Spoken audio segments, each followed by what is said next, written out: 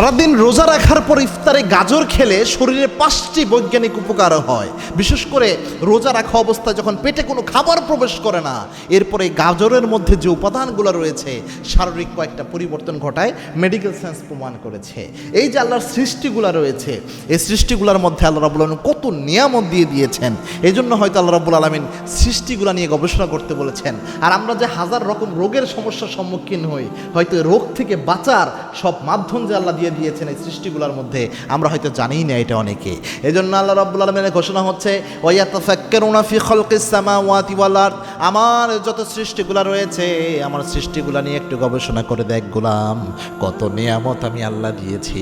আবার আল্লাহর হাবিব সাল্লাল্লাহু আলাইহি ওয়াসাল্লাম জানিয়েছেন, লিকুল্লিন দাইন দাওয়া, যত রোগ এই পৃথিবীতে আল্লাহ দিয়েছেন, সমস্ত রোগের শেফা আল্লাহ রাব্বুল আলামিন এই সৃষ্টির মধ্যে দান করে দিয়েছেন। সব রোগের শেফা সৃষ্টিতে রয়েছে। মেডিকেল সায়েন্স প্রমাণ করেছে, কেউ যদি ইফতারের পর গাজর খায়, সারাদিন যেহেতু শরীরে কোনো কিছু আসে না, তো গাজরের মধ্যে থাকা প্রচুর পরিমাণে বেটা ক্যারোটিন রয়েছে, যেটা আপনার শরীরে বেটা ক্যারোটিন, যেটা আপনার শরীরে গিয়ে ভিটামিন এ এর চাহিদা পূরণ করে, যা আপনার শরীরের যে উপকার করবে, পাশাপাশি আপনার চোখের শক্তি বৃদ্ধি করবে।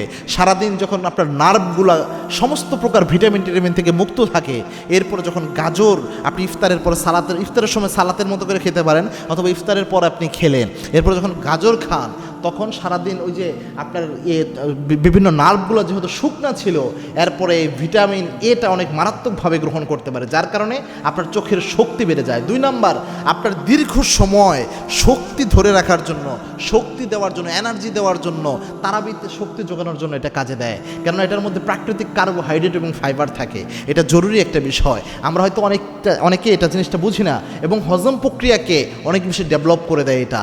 এটার মধ্যে আপনার যে ফাইবার রয়েছে, এই গাজরের মধ্যে এই ডায়েটারি ফাইবার, এটা আপনার হজম প্রক্রিয়াকে ভালো রাখে। 4 নাম্বার, আপনার শরীরের রোগ প্রতিরোধ ক্ষমতাকে অন্য যে কোনো খাবারের চেয়ে বেশি ডেভেলপ করে এটা। এটার মধ্যে ভিটামিন সি, অ্যান্টিঅক্সিডেন্ট থাকে, যা ইমিউন সিস্টেমকে অনেক বেশি শক্তিশালী করে। এরপরে 5 নাম্বার হচ্ছে, আপনার হার্টের জন্য সারাদিন রোজা রাখলে আপনার শরীর যে খাবার পায় না, এরপরে যখন গাজরের উপাদান আপনার শরীরে প্রবেশ করে, এটা হার্টের জন্য সবচেয়ে ভালো। গাজরে থাকা পটাশিয়াম রক্তচাপকে পুরো কন্ট্রোল করে, একটা ব্যালেন্স নিয়ে আসে, যার কারণে আপনার হৃৎপিণ্ড ভালো রাখার জন্য, এটার সক্রিয়তা বাড়ানোর জন্য সবচেয়ে জরুরি ভূমিকা পালন করে। এতগুলো নিয়ামত আল্লাহ শুধু একটা উপাদানের মধ্যে ঢুকিয়ে দিয়েছেন। সুবহানাল্লাহ।